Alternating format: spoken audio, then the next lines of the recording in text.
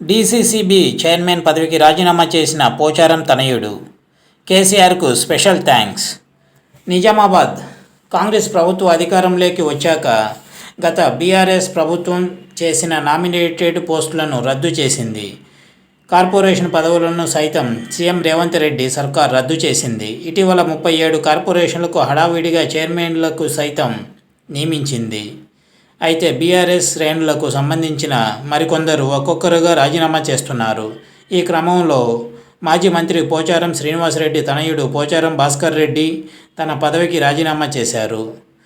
నిజామాబాద్ జిల్లా cooperative central bank chairman, director పదవికి పోచారం భాస్కర్ రెడ్డి రాజీనామా చేశారు. తక్షణమే తన రాజీనామాను ఆమోదించాలని కోఆపరేటివ్ విభాగం కమిషనర్ను కోరారు. ఈ మేరకు కోఆపరేటివ్ శాఖ కమిషనర్కు తన రాజీనామా లేఖ పంపారు. తనను నమ్మి డీసీసీబీ బ్యాంక్ చైర్మన్గా బాధ్యతలు అప్పగించిన కేసీఆర్కి ధన్యవాదాలు తెలిపారు.